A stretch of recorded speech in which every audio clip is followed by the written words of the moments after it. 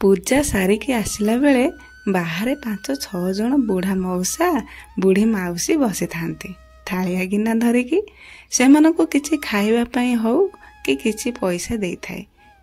ଠିକ୍ କିଛି ଦୂରରେ ବୁଢ଼ୀ ମାଉସୀ ଜଣେ ବସିଛନ୍ତି।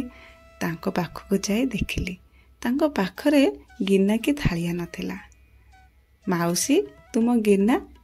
ଉଦା ଉଦା ସ୍ୱରରେ ମୁଁ ଭିକ୍ଷା ପାଇଁ ବସିନି।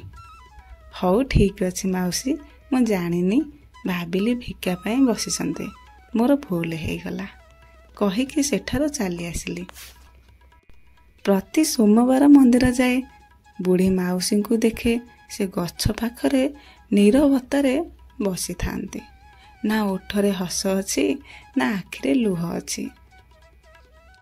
ସେ ଏମିତି ମନ୍ଦିରକୁ ନିରୀହ ଆଖିରେ ଚାହିଁ ରହିଥାନ୍ତି, ସତେ କି କାହା ଅପେକ୍ଷାରେ ଅଛନ୍ତି। ମନରେ ତ ଥାଏ ମାଉସୀଙ୍କ ପାଖକୁ ଯିବି, ଟିକେ ଦୁଃଖ ସୁଖ ହେବି। ହେଲେ ତାଙ୍କର ସେଇ ନୀରବତା ମୁହଁକୁ ଦେଖିଦେଲେ ନା ଛାତିରେ କୋହ ଉଠେ। ଫେରି ଆସିଲି, କିନ୍ତୁ ମନରେ ଅନେକ ପ୍ରଶ୍ନ ଉଙ୍କି ମାରୁଥିଲା। କ'ଣ ହୋଇଥିବ? ଦିନେ ସାହସର ସହିତ ବୁଢ଼ୀ ମାଉସୀଙ୍କ ପାଖକୁ ଗଲି। ତାଙ୍କ ପାଖରେ ବସିଲି, ପଚାରିଲି, ମାଉସୀ କ'ଣ ଖାଇଛ? କିଛି ନ କହି ମିଟି ମିଟି କରି ଚାହିଁଲେ।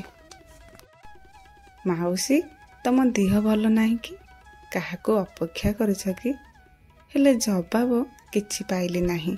ନିରାଶରେ ଉଠିକି ଆସେ ତ ପଛରେ ଶୁଣାଗଲା, ଝିଅ? ହଁ ମାଉସୀ, କୁହନ୍ତୁ। ଓଠ ଥରି ଥରି କହିଲେ, ସହରରେ କ'ଣ ରାତି ହୁଏନି? କାହିଁକି ମାଉସୀ, କ'ଣ ହେଇଛି କୁହନ୍ତୁ? ମୋ ପୁଅ ସହରରେ ରୁହେ, କହିଥିଲା ପହଞ୍ଚିକି ରାତିରେ ଫୋନ କରିବି। ଏତେ ଦିନ ହେଇଗଲାଣି ଫୋନ ଆସୁନି ମୋ ପୁଅର। ସହରରେ କ'ଣ ରାତି କେବେ ହଉନି? ମାଉସୀଙ୍କ ପ୍ରଶ୍ନର ଉତ୍ତର ମୋ ପାଖରେ କିଛି ନଥିଲା। ବାସ୍ ଆଖିରେ 2 ଟୋପା ଲୁହ ବ୍ୟତୀତ।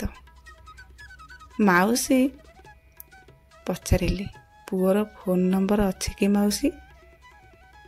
ନା ଝିଅ, ନାହିଁ। ବୁଝିପାରିଥିଲି ମାଉସୀର ନୀରବତା। ମା ଆମମାନଙ୍କ ଠାରୁ କିଛି ଚାହେଁନି, ଏତିକି ଚାହେଁ ମୋ ପୁଅ କି ଝିଅ କେମିତି ଅଛି, ଭଲ ଅଛି ତ, କିଛି ଖାଇଛି କି ନାହିଁ। ଆମେମାନେ ମା ଋଣ କେବେ ଶୁଝି ପାରିବାନି। ଯଦି ମାଆକୁ ଖୁସି ଦେଇପାରିବାନି ଠିକ୍ ଅଛି, ହେଲେ ମାଆର ଭାବନା ସହିତ କେବେ ହେଲେ ଖେଳନି କି ଆଶା ଦିଅନି। କାହିଁକି ନା ମା ସେଇ ଆଶା ଟିକେ ନେଇ ସମ୍ପୂର୍ଣ୍ଣ ରୂପେ ନୀରବତା ପାଲଟି ଯାଇଥାଏ।